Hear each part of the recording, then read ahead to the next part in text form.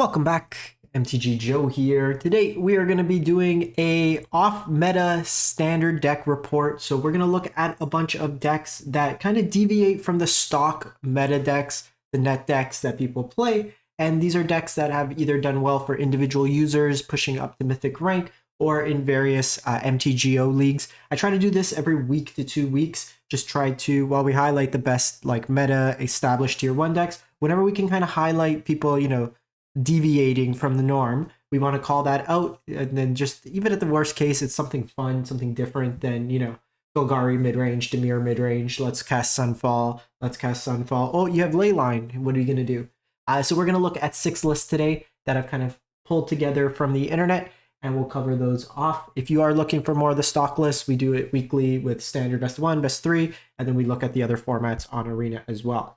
So part of the data that we're going to be getting is from UntapGG, what you see on the screen, companion tool that tracks user win rates and gives us an aggregated stats, so we can look at aggregated volumes. And then we could also look at folks who have just hit into Mythic. So if you want to use Untap, link is in the video description.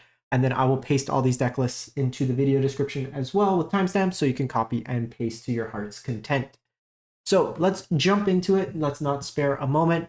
And we're going to start off with Worcestershire 64, as the kids like to call it. So they went 35-18 with a Selesnya Enchantments kind of auras deck. So Selesnya is not heavily played as a creature aggro deck in standard, given the prevalence of Sunfall. It's usually in the more ramp kind of package, but we have a return of Calyx Guided by Fate. At one point, this card was very strong in the Selesnya like auras decks in best of 1. Fallen off a bit since then, but Calyx rewards you. It's kind of the similar effect with the Optimistic Scavenger. Whenever enchantments come into play, you put counters on it, and then whenever Calyx or enchanted creature you control deals combat damage to player, you get to create a copy of non-legendary enchantment you control, and you can do it once per turn. So you could copy like Overlord of the Mistmoors, you can copy Enduring Innocence to get value. Yeah, Innocence is a nice card advantage engine. You have Spellbook Vendor that can put roll tokens on your creatures each turn, a sorcerer roll. So that gives you another trigger each turn. Ethereal Armor gets your things really big. Royal Treatment for protection, that also creates a roll for the triggered ability, along with Shard Mage. So 7 pieces of 1 mana protection. You have Elvish Archivist. When the enchantment side, you're not really playing artifacts too much in this deck, but it's kind of an enchantress ability. So it's only once per turn. It's not like the blue one that we have that draws for every enchantment. Things like Innkeeper's Talent can be mana sinks. It also provides some protection with the ward ability. And then Cosmic Rebirth could just rebuy your stuff at instant speed. So you can like end step, rebuy Calyx, and then attack into your opponent. There's also like the Valgoth's Lair as another kind of enchantment that could trigger in that sense. You're probably better off playing, actually no, because you're playing some number of ossifications. You do need to have some density of basics. So I would probably see like it might be worth to play a couple more if you're going to have your mana base situated like this. But you could probably go, I usually found with ossification about 10 lands that were basic would be fine. You might just want more duels just to be more consistent, and then just play like Get Lost instead might be a better call, just to have like more consistent mana base. Smite and Get Lost for cheap removal. You pick your poison that can be used for sacrificing artifacts, enchantments, and dealing with Atraxas or big flyers. You might want to also look at Paw Patch migration, given that there's so many enchantments going around. If you want to hit something like Temporary Lockdown, you may want to target it directly. So that might be something you want to consider there. Rest in peace for Graveyard Hate, Calamity's Wake as another way to exile graveyards, and then also kind of Time Walkish in a way for some decks, so players can't cast non-creature spells this turn. So, if it's at turn 5, your opponent's about to Sunfall, you can upkeep Calamity's Wake, Time Walk them in a way, and then get them that way there. Stonebrain can take out like temporary lockdowns, can get rid of just various kind of combo pieces if needed. Sunfalls, just protect your board, because you get hit pretty hard by those. And then the Metropolis Reformer, 3 mana, 2/3, Flying Vigilance. You have Hexproof. and then whenever it's dealt damage, you gain that much life. So it's an interesting one there. Maybe against like the aggressive decks they're bringing it in. You could also look at something like Beza, for example, to come in. What's kind of interesting, they went 4-1 versus Domain, which is pretty solid.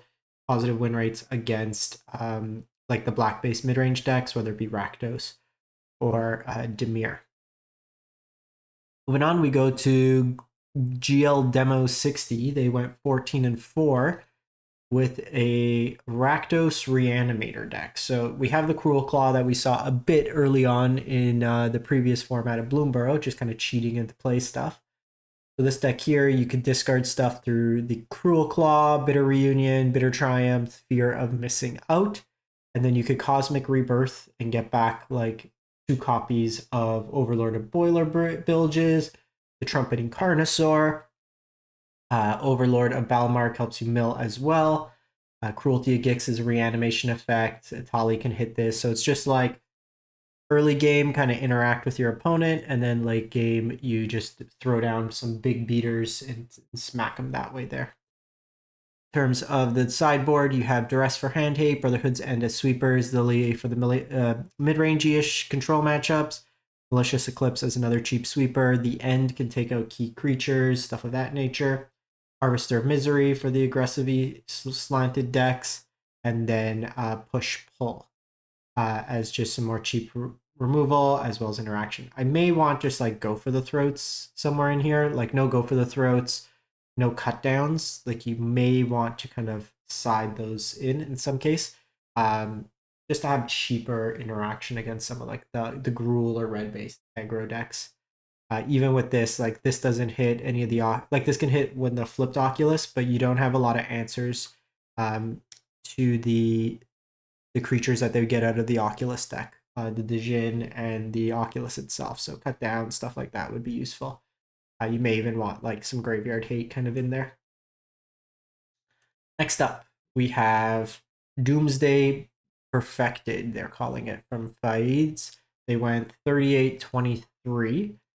And this is a Doomsday Excruciator combo deck. So kind of the core of this deck here, in its essence, you cast Doomsday Excruciator, which is very easy to do since it's only 6 black mana. So you cast it, it exiles all but the bottom 6 cards of each player's library, and then you mill them out with Jace. So that's kind of the core of the deck. It is a Dimir control-ish shell. You can either do that, you have the Jace to mill, you have Outrageous Robbery that can mill them, you have Insatiable Avarice that can force them to draw cards as well. Like even something like Urtai forces them to kind of draw a card, so there's ways around it. Otherwise, it's a Dimir control deck. Cut downs, Go for the Throats, counters, card draw, kind of all mixed into there. Deadly Cover Up as like a extraction effect, Aklazot's in there, so control the board and then kind of win with that 2-card combo. Hand Hate, bounce effects for more aggressive stuff, negates for more counters, Malicious Eclipse as a sweeper. You have Withering Torment to deal with enchantments and creatures, Leyline of the Void for graveyard decks, and then the End is just another kind of catch-all removal that hits an exile, so kind of limits the deck itself. So we had a couple, so it's actually only 5 decks. I made a mistake, not 6, but we had 2 decks that stood out from recent MTGO leagues. We have Dimir Faeries. So this was by Stanku. They went 5-0 in an MTGO league. And we have Sleep Curse Fairy in here, Fairy Dream Thief, Fairy Mastermind, Picklock Prankster. Picklock Prankster can also hit fairy cards. So I know like a lot of where it sees play is to hit the instants or sorceries. This one actually hit your fairies as well. You have Gix, which just a bunch of cheap flyers, draws you a bunch of cards. Oberia, another flash threat that drains your opponent. And then the big thing is with Kaido in this deck, you can ninjutsu back these fairies, get them back to your hand. While none of them are incidentally ninjas, wizard, warlock, rogue, praetor, warrior. It's just a really strong threat. It plays around sweepers, and then it can give you some card advantage, and even just tapping down creatures to get you in for more damage. You can play a lot of it at either cheap flash speed or just cheap creatures. So things like Fairy Fencing as cheap removal, Spell Stutter as counters, cut downs, edicts, 3 steps ahead mixed in. You also have like the new Verges in the mana base. Ego Drain, Hand Hate. Then you have Cut Downs as more removal, Glistening Deluge as kind of a one-sided sweeper since your things aren't green or white. Negates, Anoint with Affliction, very good against Heartfire Hero style decks, stuff like that. More Hand Hate, and then for the mid-rangey matchups, you have Liliana. And then lastly, we have a 4-color surprise deck by Captain Gordo, another 5-0. So these decks are usually built around Smuggler Surprise, which lets you cheat into play creatures. We've seen Gruul versions of this in the past. This is a Sultai with Atraxa. And then it's kind of a ramp shell. So you have Heaped Harvest, Ancient Cornucopia to help you ramp early. Think of it as almost like a Sultai mid-range control. Your big hits with it are like Harvester of Misery, can be early removal, and then kind of a sweeper. Atraxa, obviously very powerful. Vaultborn Tyrant, draws you cards, gains you life, creates more bodies. Aclazotz, Botany Paul. We got Glarb, just classic Glarb. Sultai 2/4, Death Touch. You look at the top card of your library, play lands and cast spells with mana value 4 or greater, then can help you survive. Then you have Thorn Vault Forager. So you can forage, exile 3 cards, or eating a food to add 2 mana. So it's kind of a big one time just get ahead on mana to maybe cheat ahead of curve in that respect. Otherwise, just a bunch of removal, cut down, Bitter Triumph, Urgent Necropsy, go for the throats, Virtues, Deadly Cover-Ups mixed into there. Furl back in the sideboard, just really flexible at this point. A lot of enchantments and artifacts going around. Duress, Edicts, more Sweepers and Deadly Cover-Up, more Urgent Necropsy. Card for 99 cents seems pretty reasonable. Just really flexible card. Hostile Investigator as just Hand Hate for the mid-rangey decks, and then Negate as counters. That's it for the week. We got some fresh new decks. Let me know if any of these jump out to you. You think they're good, think they're trash. If you have anything else that's working really well, let me know in the comments. We'll be back with the regular cycle next week as I'm starting to regain my voice a little bit more from COVID recovery. And to my Canadians, happy Thanksgiving. Eat a lot of turkey. We'll see you next time. Thanks for watching.